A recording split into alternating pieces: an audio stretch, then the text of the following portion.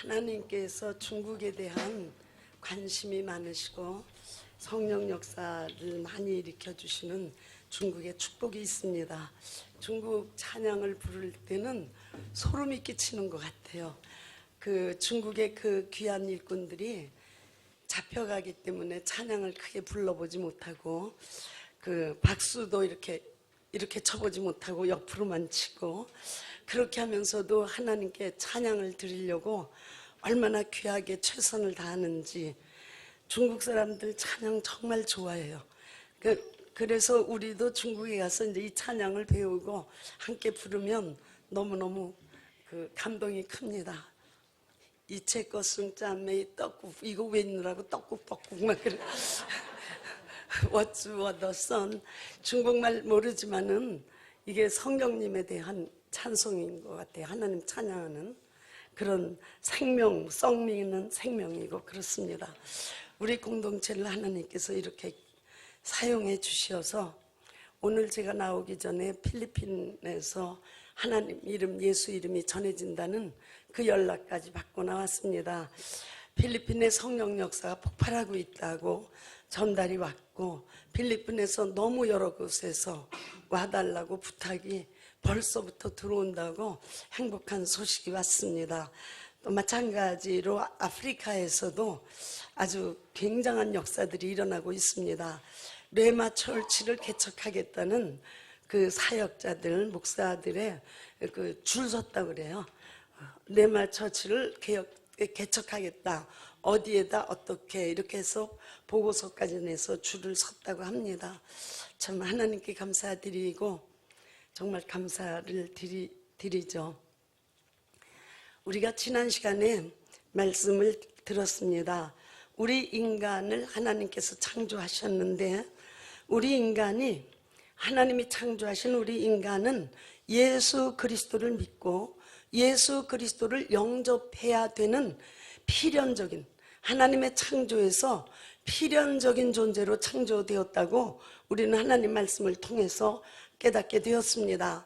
창세기 1장 26절에 하나님께서 말씀하시기를 우리의 형상을 따라 우리의 모양대로 사람을 만들고 라고 말씀하셨다고 했습니다.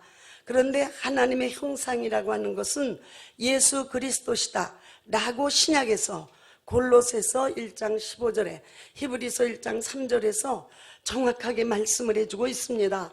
그리고 그 모양이라고 하는 것은 겉모습이라는 뜻이라고 들었습니다. 그러므로 우리 인간은 알맹이이신 예수 그리스도를 맞아서 살 때만이 인간의 온전한 삶을 살 수 있는 겉껍질로 창조가 되었다는 것입니다. 그러므로 우리가 겉껍질은 알곡으로 채워졌을 때 하나님 앞에 알곡이 되어서 마태복음 3장에서는 알곡은 창고에 그리고 쭉정이는 불에 던지신다고 한 것이 알곡이 무엇인가 하면 예수 그리스도를 만난 사람이라는 것을 알게 되는 것입니다. 하여튼 하나님이 인간을 창조하셨을 때에 물론 인간과 교제를 나누시는 귀한 뜻을 가지고 계셨지만은 인간에게 사명을 주셔서 창조할 때서부터 하나님께서 피조물계에 현존하시는 하나님의 뜻을 가지고 계신 것입니다.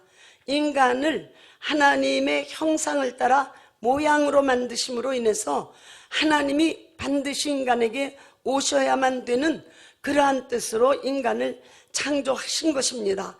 그리고 그렇게 창조된 인간은 선과 악을 알게 하는 나무의 실과를 먹지 말라는 것을 거부하고 불순종하고 먹어버린 사건으로, 그러므로 먹으면 정녕 내가 죽으리라고 하는 이 사건으로, 그럼으로써 하나님의 피조물계의 현현은 출현으로 확정이 된 것입니다.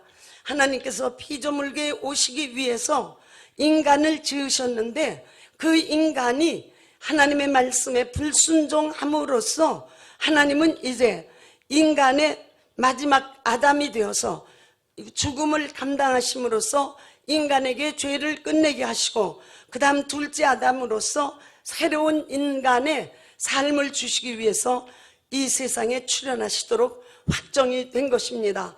그래서 아담과 해와가 그것을 먹은 사건 이후 하나님께서는 이제 하나님이 어떻게 우리 인간에게 오시며 인간이 해야 되는 사명은 무엇인가를 성경을 통해서 우리에게 깨닫게 해주십니다. 우리가 성경을 옛날 이야기책으로 또는 어떤 신화 중에 하나로 이렇게 본다면 별 의미가 없고, 성경처럼 부도덕하고 성경처럼 치사하고 성경처럼 웃기는 것 별로 없다고 생각해도 되고, 누가 책을 쓸 때에 그렇게 사실대로 다 쓰냐 그 말이에요. 위인전을 보면 위인이 잘못한 건 다 빼놓고 어려서부터 잘한 것만 가득 써놓습니다. 그래서 위인이 됐고 위인전인데, 성경은 너무 치사하게 다 밝혀놨어요. 아주 정말 너무너무 다 이런 건 좀 감춰놓으시면 어떻지 할 정도로 밝혀놓으셨는데, 그 밝혀놓으심 속에 하나님의 의도가 강력하게 흐르고 있다는 것을 우리가 깨닫게 되는 것입니다. 하여튼 창세기 2장에서 이제 인간은 선과 악을 알게 하는 나무의 실과를 먹음으로써 선도 알게 되고 악도 경험하게 되지만은, 그러나 정령 죽으리라고 하신 말씀 그대로 인간에게는 죽음이 왔다라고 말씀을 드렸습니다. 그래서 인간 인류 역사는 죽음이 계속되는 역사였던 것입니다. 어떠한 사람도 모두가 예외 없이 전부 죽음을 경험하게 된 것입니다. 그런데 이때 예수님께서 마지막으로 죽으심으로써 우리 죽음이 인간에게서 끝났다고 말씀해 주시면서, 바로 이와 같은 일 속에서 예수님과 사단과의 전쟁을 창세기 3장에서 말씀해 주고 계십니다. 창세기 3장 15절에 보면 하나님께서 이제 죄를 짓고 선악과를 따먹은 아담에게 나타나셔서 아담을 찾으셨습니다.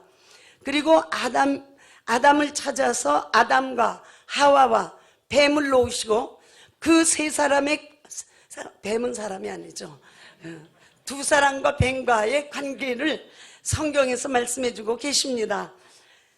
뱀에게 말씀하십니다. 내가 너로 여자와 원수가 되게 하고, 내가 너로, 뱀에게 하신 말씀입니다.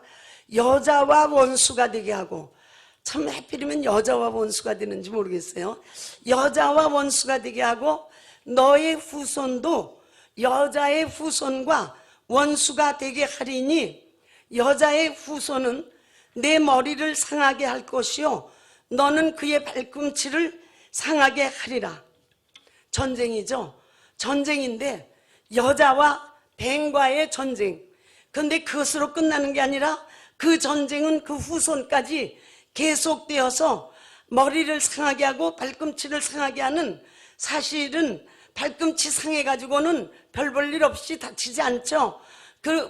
예수님은 다치시는 일이 별로 없는, 그리고 사단은 패배할 수밖에 없는 머리, 지배권, 권세를 파괴하는 이 선언을 창세기 3장 15절에서 해놓으신 것입니다. 그 흐름을 좀 아시겠어요? 인간을 창조하시고 에덴 동산에 그 사람을 두셔서 선악을 알게 하는 나무의 실과를 먹지 말라고 하셨는데 먹어서 정령 죽으리라는 하나님의 말씀이 인류에게로 들어온 것입니다. 그래서 인류가 계속 죽게 되었어요.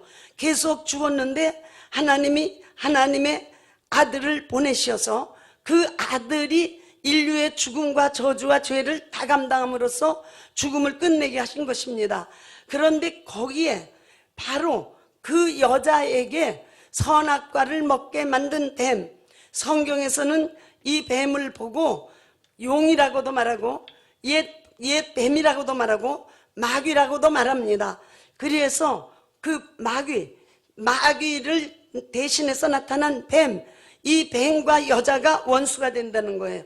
그러니까 여자와 마귀는 원수가 된다고 말씀을 해주고, 여자의 후손과 또한 그 마귀의 후손이 대대로 전쟁이 있어서 결국은 사단 왕국은 망하고 예수 그리스도의 왕국은 승리한다고 말씀을 해주고 있습니다. 실제로 영적 세계는 치열한 전쟁이 있었던 것입니다. 계시록에도 12장 7절에서 하늘의 전쟁이 있으니 미가엘과 그의 사자들이 용으로 더불어 싸울세 라고 말하고 있는 것입니다. 우리는 사실은 영적 세계에서 일어나는 것에 대해서는 예수님께서 감당하셨기 때문에 알지 못하고 넘어가기도 하고 무관심하고 넘어가기도 하지만은 성경은 그렇게 정확히 말하고 있습니다. 용과 그의 사자들도 싸우니 이기지 못하여 다시 하늘에서 있을 자리가 없어 땅으로 내려왔다라고까지 말하고 있는 것입니다. 땅이 어딜까요? 땅으로 내려왔으니 우리도 거기에서 승리를 경험해야 되는 것입니다. 이와 같이 이제 하나님께서 하나님 아들을 이 세상에 보내시기로 한 하나님의 뜻이 구체적으로 진행되고 있는 것입니다. 이와 같이 진행되고 있어서 이제 하나님의 의도에서 이 하와, 그러니까 여자를 이제 아담이 이름을 짓기를 하와라고 짓는 겁니다. 하와. 근데 이 하와라는 뜻이 산자의 어미라고 성경이 해석을 해줍니다. 하와가 산자의 어미다. 그런데 산자의 어미가 되리라 해서 계속 산자가 나올 때까지 낳고 낳는 어미 역할을 계속 해야 된다는 거예요. 하와가 산자의 어미가 되리라. 그래서 이 하와 이후에 모든 여자들은, 이스라엘 백성들, 히브리 민족들은 천대에 이르는 복이 여자의 드림이었습니다. 꿈이었습니다. 자녀를 낳고 또 낳고 나서 천대에 이르는 복을 받기를 원했던 것이고, 자녀를 낳아야 되는 것은 여자에게 있어서는 절대적인 사명이 되어버리고 만 것입니다. 그래서 자녀를 낳아서 씨를 보존하고, 씨를 보존해서 씨를 계속 연결시켜 가는 것입니다. 물론 그들이 예수 그리스도에 대한 소망이 정확해서 씨를 보존하지 했다고 볼 수 없는 부분도 있지만은 하여튼 이들은 자녀를 낳아야 되는 것이 여자의 사명이었습니다. 하나의 그 예를 들어 보겠습니다. 그 창세기 38장을 보면은 유다라고 하는 사람이 있습니다. 유다, 가롯 유다 말고 그 야곱의 12아들 중에 하나인 유다라는 사람이 있는데, 이 유다라는 사람이 엘이라는 아들, 오난이라는 아들, 셀라라는 아들, 세 아들을 두었습니다. 그런데 큰 아들을 결혼을 시켰어요. 장가를 보냈는데 그 아내의 이름이 다말입니다. 그래서 엘과 다말이 결혼을 했는데 엘이 죽어버렸어요. 하나님 뜻에 맞지 않아서 죽었습니다. 그러니까 죽으니까 그 다음에 히브리 민족의 전승은 여자는 아이를 낳아야 되는 거예요. 여자는 아이를 낳아야 되는 사명이 있기 때문에 남편이 죽어버렸으니 아기를 낳을 수가 없잖아요. 그러니까 그 남편의 형제에게 또 결혼하는 겁니다. 또 결혼을 해서 이 다말이라는 여자는 유다의 두 번째 아들 오난하고 결혼을 또 했습니다. 그런데 오난이 또 죽어버렸어요.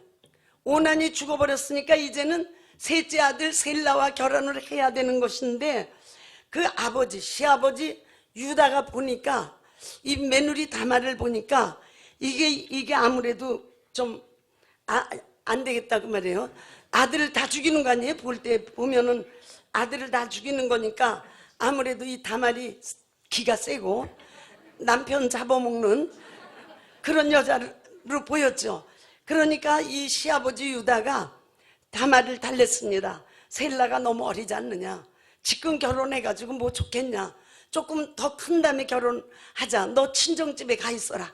그리고 내가 셀라가 조금 크면 너하고 결혼을 시키겠다.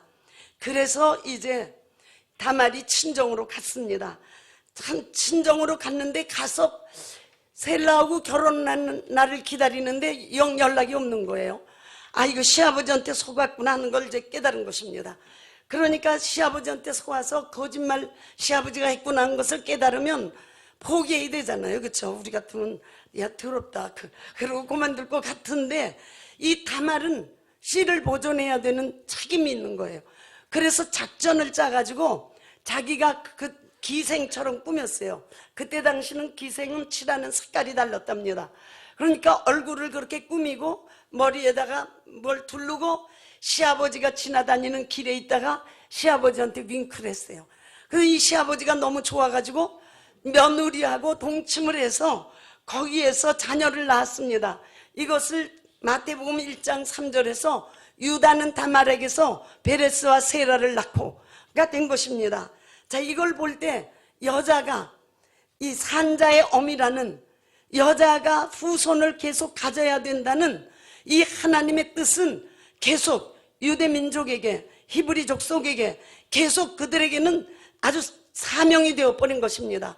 그러니 오죽하면 시아버지를 꼬셔서라도 낳겠느냐고요.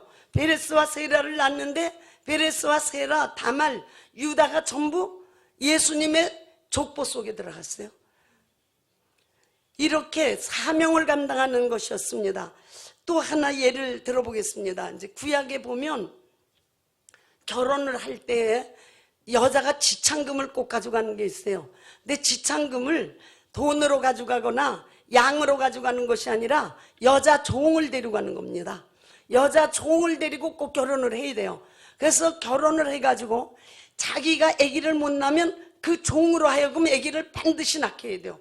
그러니까 자녀를 낳아야 된다는 게 굉장히 큰 거죠. 종까지 데리고 가서까지 자녀를 낳는데 그때 여자들은 질투도 없었는지 하여튼 그랬어요. 그래서 창세기 29장을 보면 야곱의 아내가 2명 있었거든요. 레아와 라헬이라고 하는 2명의 아내가 있었는데 이 레아는 실바라는 여자 종을 데려가요. 일을 시키려고 데려가는 게 아니라 애를 낳도록 하기 위해서 데려가는 거고, 라헬은 빌하라는 여자 종을 데려갑니다. 이것도 일을 시키기 위해서가 아니라 아기를 낳게 하기 위해서 데려간 거예요. 그 바람에 야곱이 12아들이나 난 거예요. 그냥 이 여자도 낳고 저 여자도 낳고 계속해서 애들을 낳아주니까 12아들을 낳은 거다 그 말입니다. 그래서 구약에서는 하나님의 종이라는 뜻에 이 종이라는 말은 바구니, 그릇이라는 말이 아주 강하고 애바구니라고까지 표현할 수 있습니다. 애 낳는 그릇이다 그 말이에요.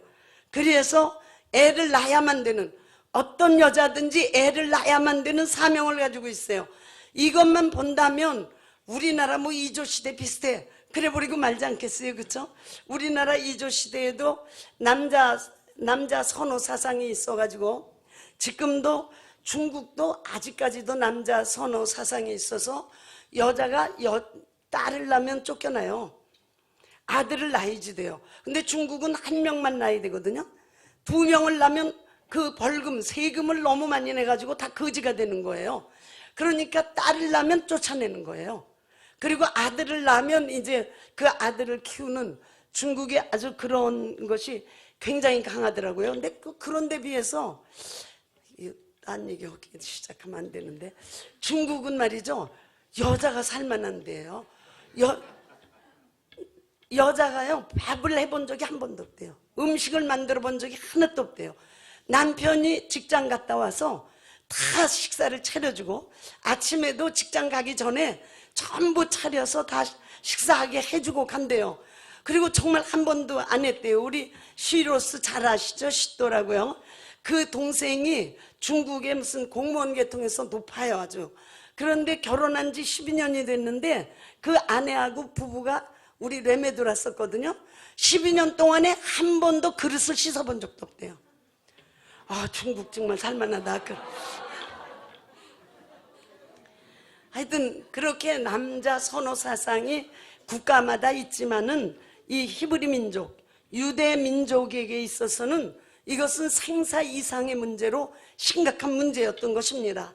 자, 이렇게 해서 여자들이 아기를 낳고 또 낳고 또 낳고 또 낳으면서 이제 실제로 하나님의 의도는 그 아기를 낳는 줄기에서 믿음을 가지고 간 그 핏줄을 따라서 예수 그리스도의 세계를 하나님이 이루어 놓으셨던 것입니다. 그런데 이제 아기를 낳는 하이라이트, 최고 클라이막스가 바로 예수님의 어머니 마리아입니다. 천사 가브리엘이 하나님의 보내심을 받아서 갈릴리 나사렛 동네 다윗의 자손 요셉의 정혼한 처녀 마리아에게 왔습니다. 그리고 마리아에게 천사가 말했습니다. 보라, 내가 수태하여 아들을 낳으리니 이름을 예수라고 해라. 저가 큰 자가 되고 지극히 높은 자의 아들이라 일컬음을 받을 것이요 그의 나라가 무궁할 것이다. 이렇게 천사가 말을 했습니다. 여기에서 말했듯이 마리아는 갈릴리 나사렛 동네 다윗의 자손 요셉의 정혼한 처녀 마리아입니다. 많은 수식어가 붙죠. 갈릴리, 나사렛, 다윗의 자손, 요셉, 그 정혼한 처녀 마리아. 그 마리아에게 천사가 와서 너에게 아기가 있을 것이라고 말을 했습니다. 자, 마리아가 우리가 생각할 때에는 천사까지 나타나서 말하니까 아예 맘대로 하십시오 그런 것 같지만은, 우리가 구약을 볼 때에는 이스라엘 민족의 여자들은 아기를 낳아야 되는, 잉태를 해서 출산을 해야 되는 사명을 누구나 가지고 있단 말이에요. 요한복음 4장에 그 수가성 우물가의 여인이 너도 남편이 5이나 된다 그러니까 많은 분들이 그 여자가 창녀라고 그렇게 해석을 해요. 그런데 창녀가 아니에요. 그 여자가 그 남편이 죽고 그 형제하고 또 결혼하고 또 결혼하고 또 결혼하고 또 결혼한 거예요. 아기를 낳을 때까지 또 결혼을 한 거죠. 그것처럼 유대 민족의 여자들은 잉태해서 출산을 해야 되는 것은 절대적인 사명이었던 것입니다. 그런데 마리아가 천사의 그 말을 듣고 그 사명을 넘어서서 바로 내가 그 사람이로구나. 하나님께서 인간을 창조하시고 인간이 하나님을 불순종해 죄인이 되신 다음에 하나님의 그 영적 전쟁이 있으실 때 여자의 후손이 뱀의 후손과 전쟁하는 걸 말씀하셨을 때 그때 내가 바로 그 여자로구나. 그렇게 깨달은 것입니다. 왜 그러냐면 마리아가 누가복음 1장 38절에서 나는 주의 계집종입니다 그랬어요. 근데 그것을 헤브리어로는, 헬라어로는 헤둘레, 바로 그 여자, 그 종입니다. 그러니까 그 여자, 그때 말씀하시던 어떤 그 여자의 후손이라고 하셨는데 내가 그 여자고 나에게서 그 후손이 나오는구나 하는 것을 나는 마리아는 깨달았을 것이라고 생각을 합니다.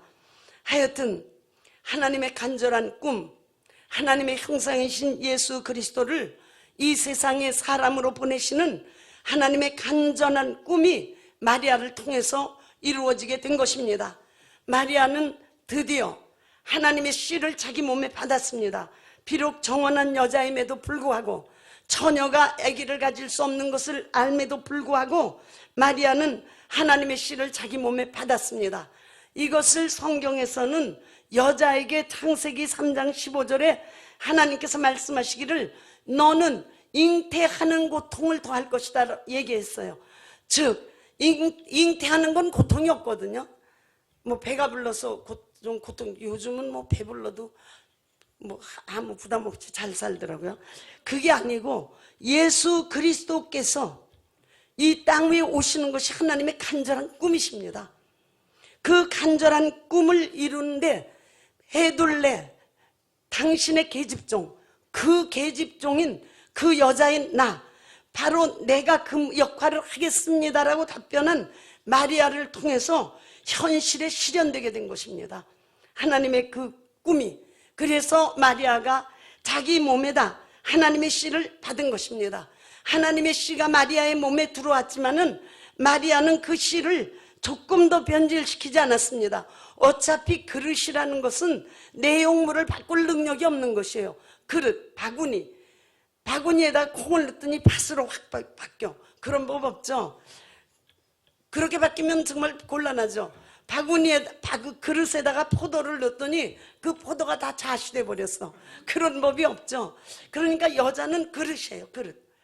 헤둘레, 종이라는 것은 그릇이라는 뜻이 아주 강합니다. 그릇이니 받아서 그대로 이 안에서 키워서 세상에 내오는 것입니다.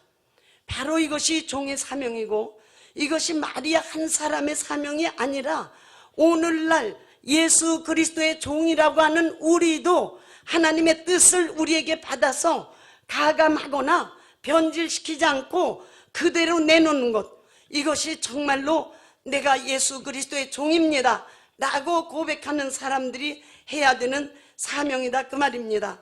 하여튼 마리아는 이와 같이 종의 사명을 감당을 해서 하나님의 뜻인, 하나님의 간절한 꿈인 예수 그리스도를 자기 몸에 받아서 이 땅 위에 내어놓은 것입니다. 정말 조금도 변질시키지 아니하고 이 땅 위에 내어놓은 것입니다. 그래서 구약을 보면은 이스라엘은 예수 그리스도를 잉태하는 고통으로 가득 차 있었습니다. 구약 성경 전체가 예수 그리스도를 잉태해서 이 세상에 오게 하기 위한 하나님의 의도가 실천되고 있는 구약을 그래서 구루하는 여인이라고 말을 했습니다. 구루하는 여인이라는 거 막 고통을 겪고 있다는 것이에요. 그래서 이스라엘 민족에게 고통은 계속됐지만은 거기에서 하나님의 씨이신 예수 그리스도께서 오시도록 결정이 되고 그 오시는 과정이 이루어지고 마리아라고 하는 그릇에서 그것이 실천이 된 것입니다. 그래서 이제 예수 그리스도는 여인의 후손입니다. 그러니까 여자의 후손이라고 창세기 3장에서 하나님께서 말씀하신 여자의 후손이 무엇을 말하느냐? 바로 예수 그리스도가 여자의 후손이신 것이 분명하게 드러난 것입니다. 그래서 예수 그리스도는 여자의 후손인데, 여자의 후손, 지금 말씀드린 그대로 여자는 씨가 아니기 때문에 그것을 변질시킬 수가 없습니다. 여자는 씨가 아니기 때문에 영적 유전까지 시키지는 못합니다. 여자는 그릇이기 때문에 모양은 만들 수 있으나 그런 내용물 본질을 바꿀 능력은 전혀 없습니다. 무슨 말인지 좀 아시죠?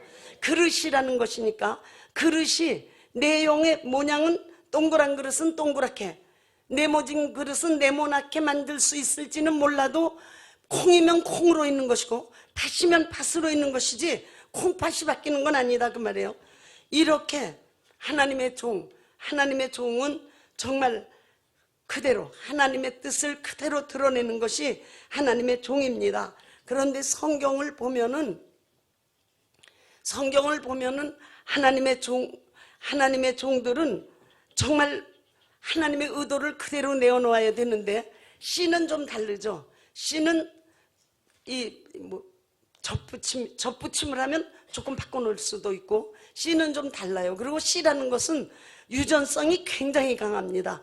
그래서 씨는 깨서버리지를 않으면 죽지 않아요. 씨는 구태여 불에다가 태워서 없애거나 그렇지 않으면 다 으깨서 깨버려야지 씨는 그대로 언제든지 씨로서 살아갈 능력이 있어요. 그래서 그 전에 제가 그런 예를 드렸습니다. 우리가 어렸을 때는 그 참외가 참 맛있었어요. 요즘 것보다 훨씬 맛있었던 것 같은데, 참외를 먹을 때 예전엔 가난하니까 속을 꺼내내고 먹지 않고 속죄다 먹거든요. 그러니까 씨도 먹는 거죠. 씨를 먹는데 그렇고 요즘처럼 화장실이 플러싱 돼서 날아가는 거 아니니까 이제 논에도 밭에도 가서 화장실처럼 쓸 때가 있거든요. 그러면 참외, 그 씨에서 참외가 나무가 나와요. 거기에 참외가 달려요. 그걸 개똥참이라고 그러는 거예요. 개똥참이라는 것은 그 일부러 인간이 심지 않았어도 사람이 먹었는데 위장이 뭐든지 소화시키거든요. 우리 위장이 뭐든지 소화시키는데 돌도 소화시킨다는 말이 있을 정도로 위장의 이 운동이 뭐든지 소화시키는데 씨는 살아서 나와요. 그래서 씨는 살아서 나와서 그게 땅에 닿으면 그 나무를 다시 만드는 것이다, 그 말이에요.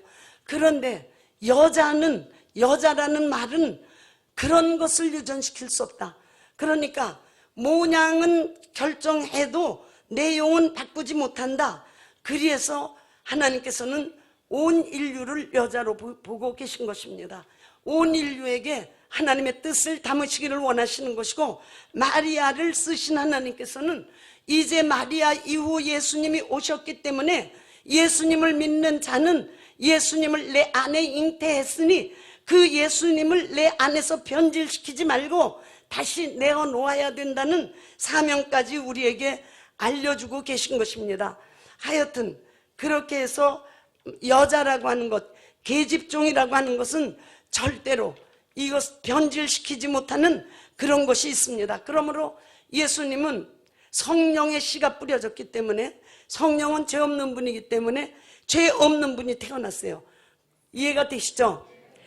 마리아는 영적 유전, 그 원죄를 마리아가 유전시키는 게 아니고 씨라고 말하는 남자가 유전시키는 것인데, 마리아는 남자의 씨를 받지 아니하고 성령의 씨를 받아서 그 성령의 씨를 죄인으로 변질시키지 못하고 그대로 내놨어요.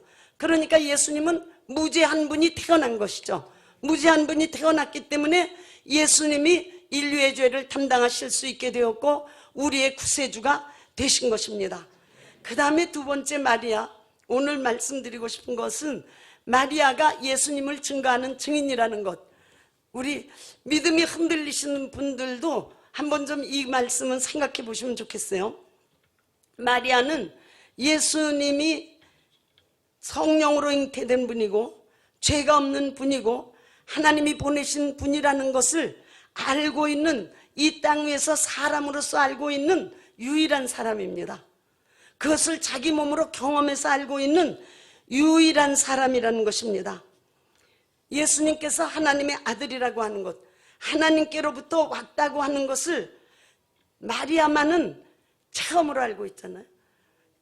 여자가 임신을 해가지고 이게 누구 자식이야? 그러면 큰일 나는 거죠. 그렇죠? 아니 뭐 그럴 수도 있더라고요. 영화를 보면. 그렇지만 일반적으로 그런 일은 없죠. 그런 일은 없어요. 누구 자식인지는 알죠. 여자 쪽에서는. 요즘 무슨 드라마인가 재밌는데 그 딸이 먼저 애인의 자식인 것 같더라고. 드라마 전개되는 걸 보니까. 그런데 그 여자는 아는 거예요. 아빠 되는 사람은 모르고 있는데 여자는 알고 있다고요. 그러니까 마리아가 자기가 처녀인데 임신을 했다는 것, 잉태를 했다는 것 알고 있잖아요. 마리아는 확실히 알고 있을 거 아니에요. 그러니까 마리아는 예수님에 대한 관심이 남과 다르지 않겠어요? 예수님이 이 땅 위에 아버지 노릇한 요셉은 사실 잘 모를 거예요. 마리아를 데려오라고, 내 안에 마리아를 데려와라. 그 아들을 낳을 것이니까 이름을 예수라 해라. 천사가 나타나서 그러는 바람에 아버지 된 요셉은 마리아를 데려와서 결혼했어요. 그리고 마리아가 아기를 낳습니다. 그래서 예수라고 이름을 불렀습니다. 그런데 사실은 요셉은 누가 칼딱 들이대고 진짜 처녀로 나서 예수를, 그럼 나도 모르지 자꾸 그렇다 그러니까 그러지 않겠어요? 남자분들 생각할 때 사실은 뭐 사랑해서도 데려왔지만은 천사가 나타난 바람에 무서워서도 데려왔거든요. 데려와서 이제 예수를 낳아서 키우는데 만일에 그러는데 너 바른 대로 말해. 진짜 예수가 처녀의 몸에서 났다고? 응? 네 아들이 처녀의 몸에서 났다고? 그럼 그렇다고 그러면 그런 줄 알아야지 어떻게? 라고 얘기할 수밖에 없지 않겠느냐 그 말이에요. 아버지 쪽에서는. 근데 마리아 보고 칼을 들이대고 너 처녀의 몸에서 난 거 아니지? 간음한 거지? 그러면 어떡하겠어요?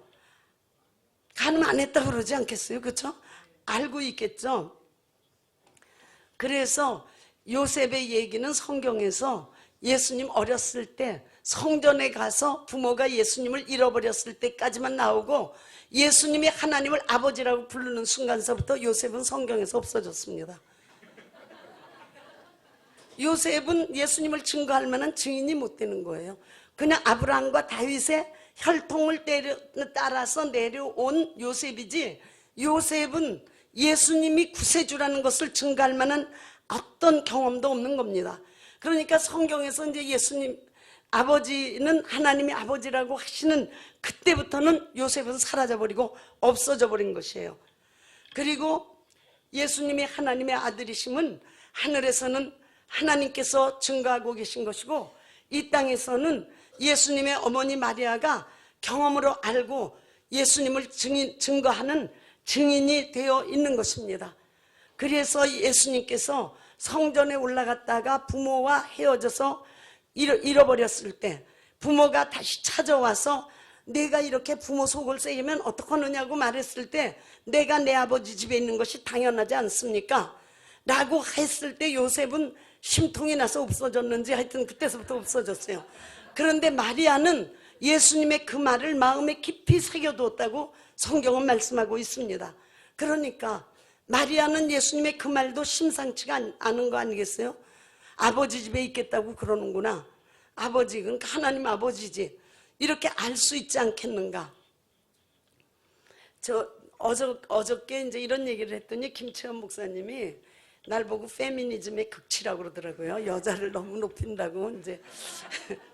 그러는데 실제로 저는 믿음이 성령에 의해서 우리는 확실해진 겁니다. 그리고 예수님을 믿게 된 것이 성령의 인도를 받은 것을 확실히 알고 있어서 복을 받은 사람이지만은 사실은 예수님의 어머니 마리아의 입장을 한번 생각해 보아도 예수님이 하나님의 독생자요, 예수님이 죄 없는 분이요, 우리의 구세주이신 것 믿을 수 있어요.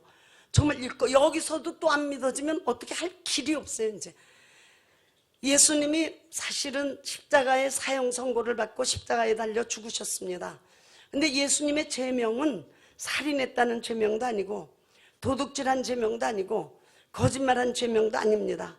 예수님이 하나님의 아들이라고 했기 때문에 하나님을 모독했다는 죄로 예수님이 십자가에 달려 죽게 된 것입니다. 그런데 마리아가 본 예수님은 어땠을까? 마리아 어머니로서 본 자신의 아들 예수는 병든 자를 고치고 죽은 자를 살리고 바다를 잠잠케 하고 오병이어의 이적을 행하고 권세 있는 교훈을 말씀하는, 인간으로만 보아도 그만한 아들이면 왔다잖아요. 그렇죠? 어머니가 아들이 많아도 편애하게 생겼죠. 예수가 최고다, 예수가 최고다, 이렇게 하게 생겼잖아요. 그런데 이 귀한 아들이 딱 하나 문제가 있어요. 자기가 하나님 아들이라는 거예요.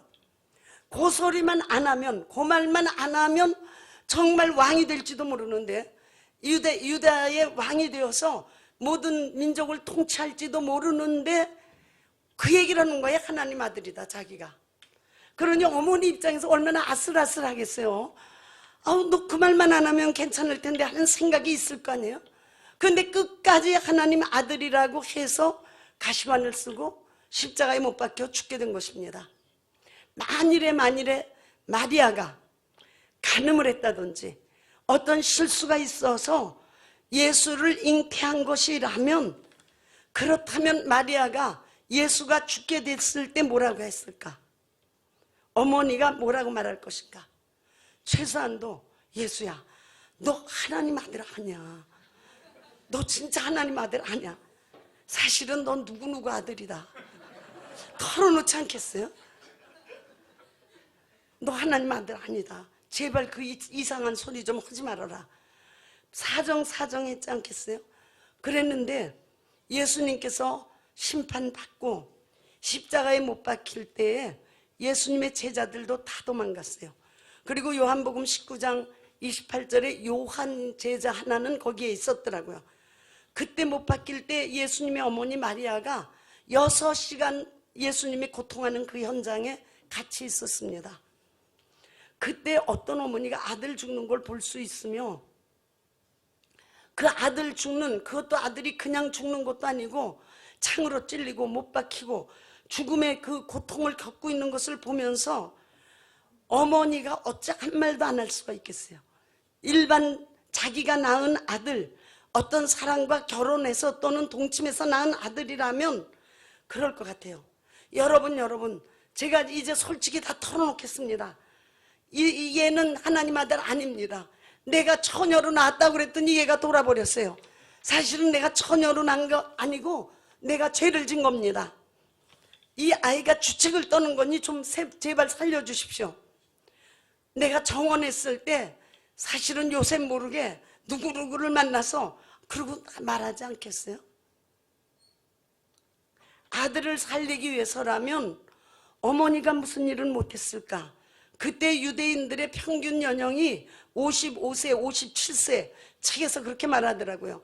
그럼 예수님이 33세라면 마리아의 나이가 50이 넘었지 않나?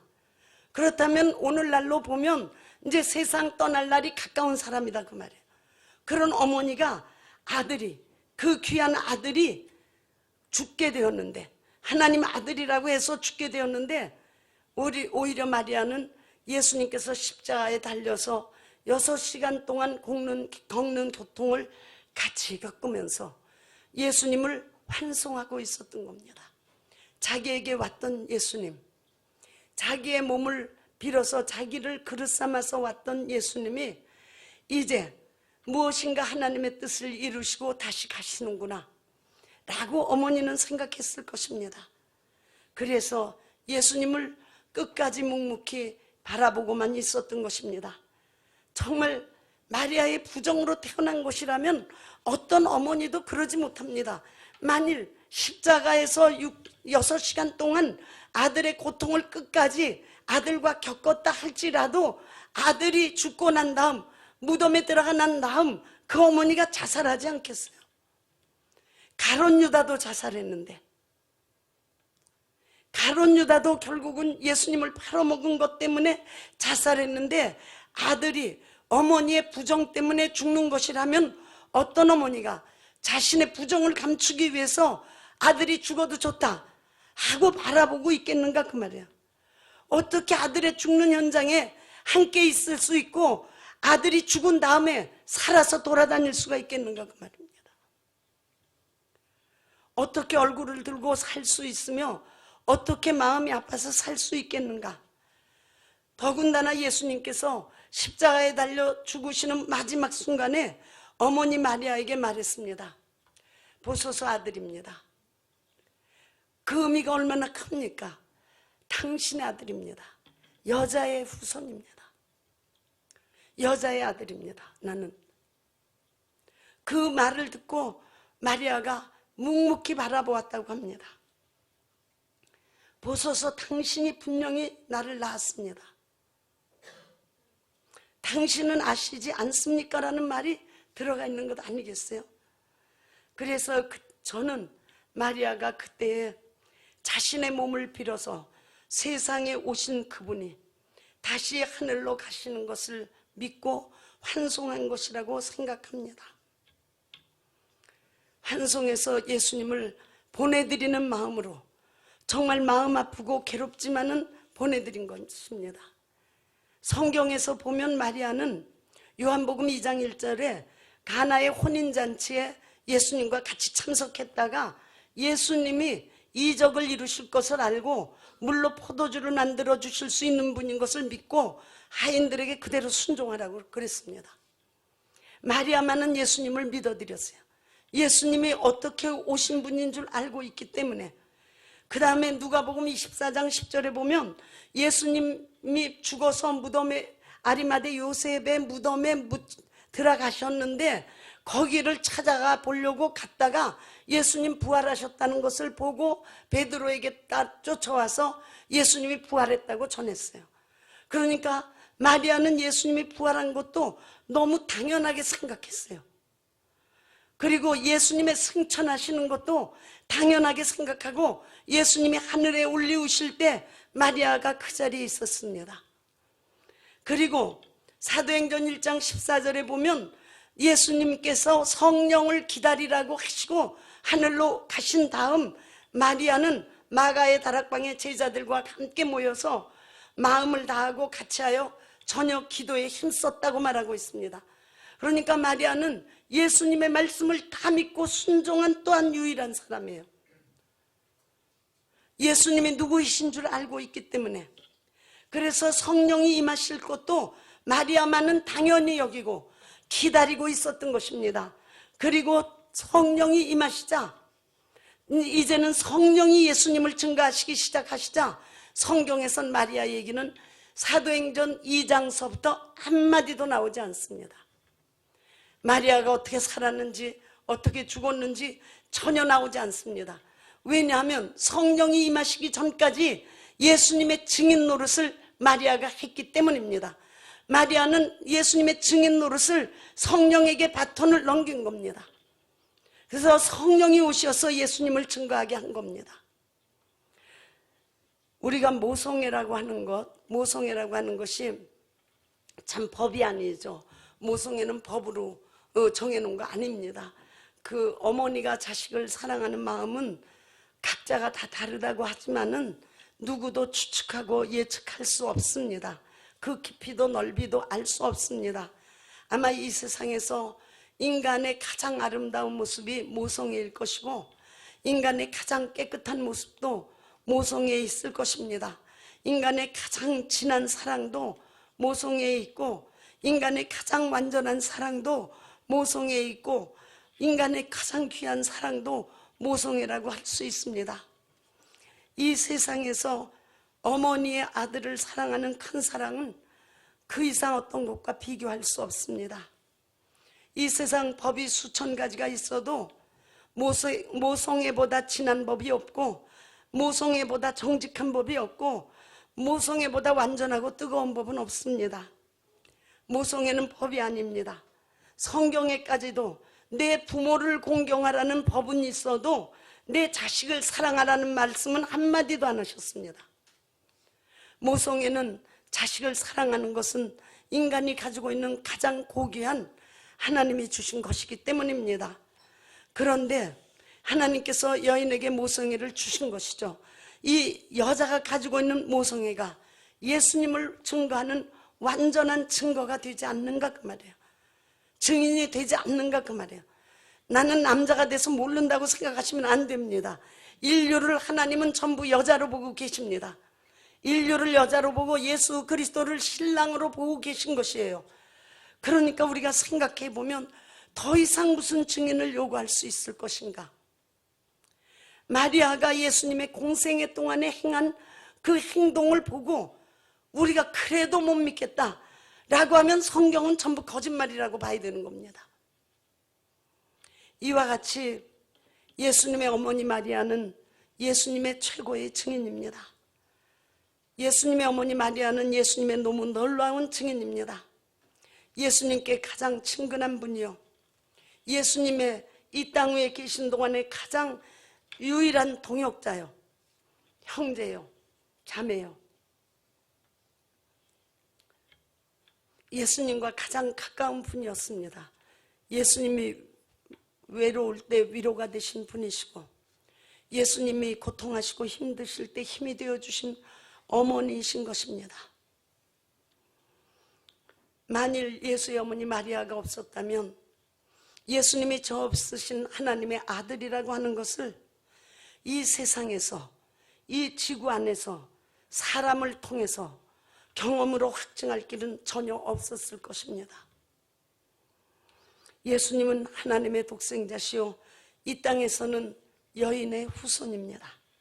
그러므로 죄 없으신 사람이십니다. 이와 같이 모성애가 예수님을 증거하고 있는 것이고, 이것이 우리 인류가 예수님께로부터 받은 사명이 되는 것입니다. 마리아 한 사람이 예수님을 잉태해서 세상에 내어놓았지만은 모든 인류가 마리아처럼 하나님의 뜻을 잉태해서 세상에 내놓는 그 길을 걸어가야 되는 것입니다. 오늘 우리는 성령님이 오셔서 하나님의 자녀가 되었습니다.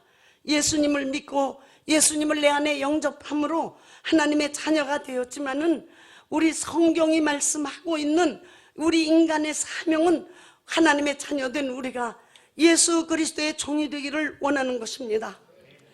이렇게 성적으로 여자로 태어난 사람만이 예수 그리스도의 종이 되는 것이 아니라 인류가 여자도 남자도 모두가 예수 그리스도의 종이 되기를 바라시는 것입니다. 말씀드린 대로 종이라고 하는 것은 그릇이라는 말이요, 종이라고 하는 것은 밭이라는 말입니다.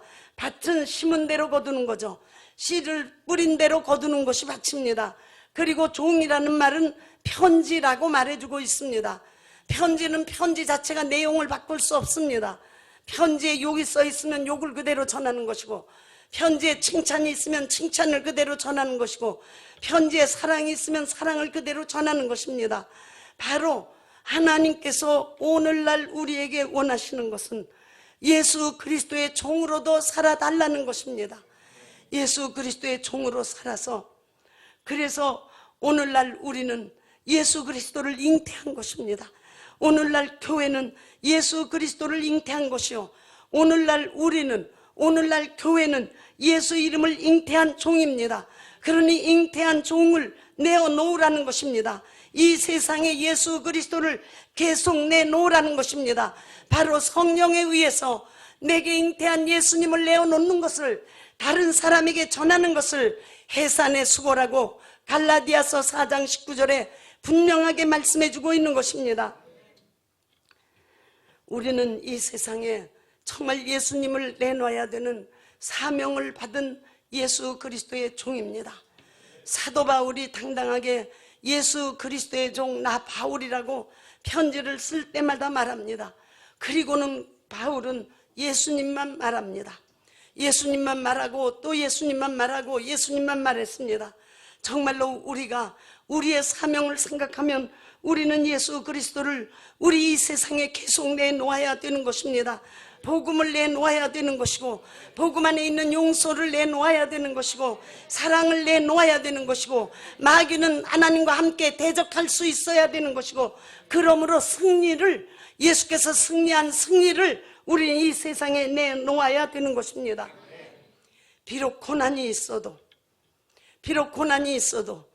해산도 수고라고 했습니다. 예수를 이 땅 위에 내놓는 것은 잉태의 고통이라고 했습니다. 그것은 정말 구루하는 여인처럼 몸부림을 치는 고통을 인류가 가져서 예수께서 이 땅 위에 오셔서 저주는 담당하셨으니, 죄는 담당하셨으니, 마귀의 사망 권세를 멸하셨으니, 이제 우리는 해산의 수고는 해야 되지 않겠느냐? 다른 사람에게 예수님을 전해야 되는 일은 해야 되지 않겠느냐? 비록 고난이 있어도. 그래서 성경은 고난을 재물이라고 말해줬잖아요. 고난이 재물이다. 어떤 사람이 고난이 재물이라고 생각했겠습니까? 그런데 성경에서만은 예수 그리스도를 위해서 받는 고난은 재물이다. 정말 너무 귀한 말씀을 해주셨어요. 예수 그리스도를 위한 고난은 기쁨이요 즐거움이라고 말씀해 주었습니다.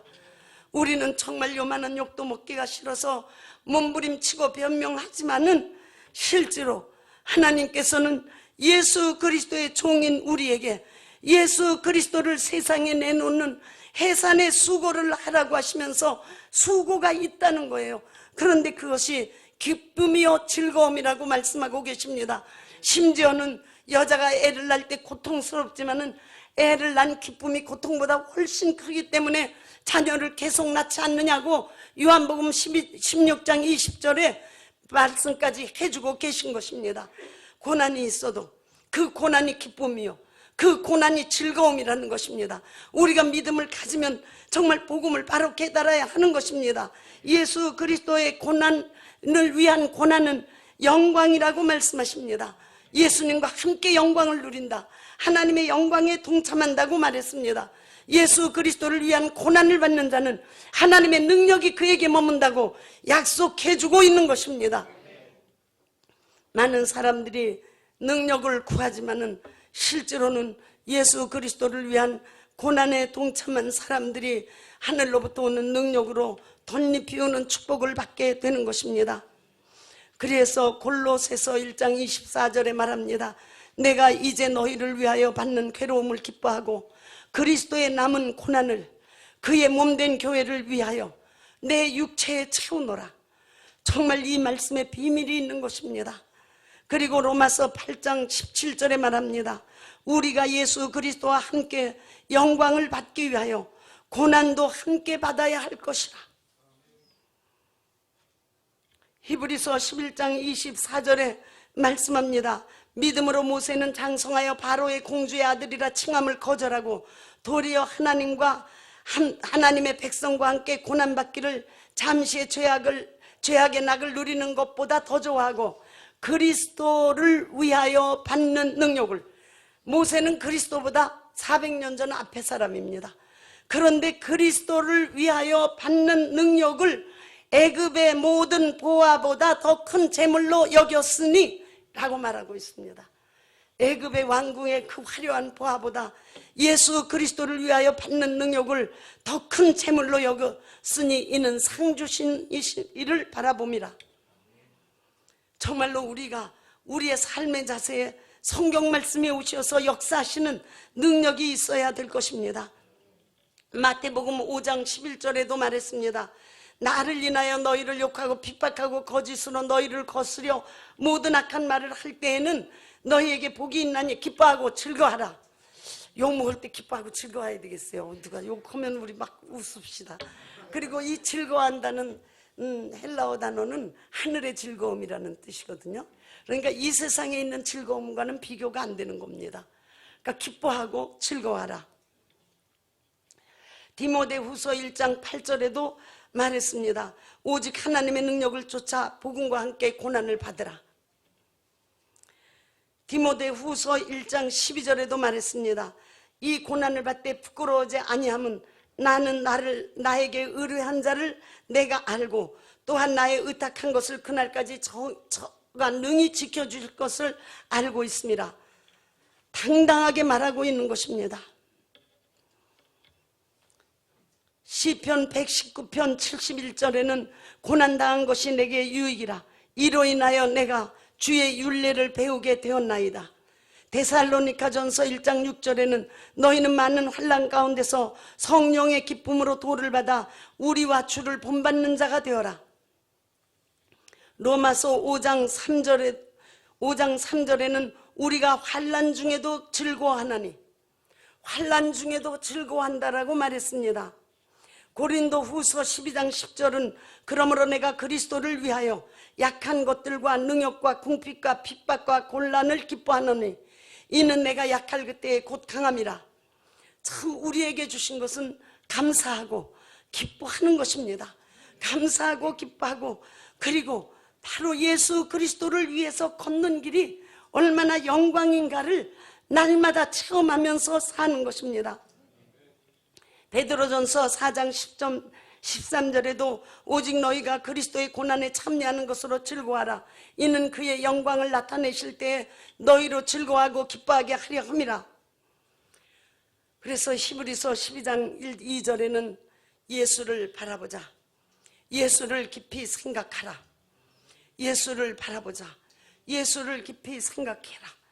이제 정말로 인류는 예수를, 잉태한 여인이요 성도는 예수를 해산하는 수고를 해야 되는 예수님의 종입니다.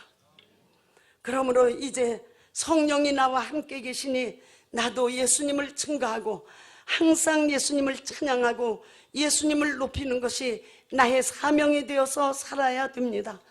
이때 하나님께로부터 오는 하늘의 신비한 복들이 우리의 삶에 풍성하게 넘치게 되는 것입니다. 기도하시겠습니다. 우리의 사명은 예수 그리스도 이제 우리 안에 모셨으니 해산의 수고를 하는 것입니다. 해산의 수고를 하겠습니다. 해산의 수고를 하며 해산의 수고 가운데 그 수고가 재산인 것을, 재물인 것을 믿고 기쁨이요 즐거움인 것을 알고 기뻐하고 즐거워하겠습니다.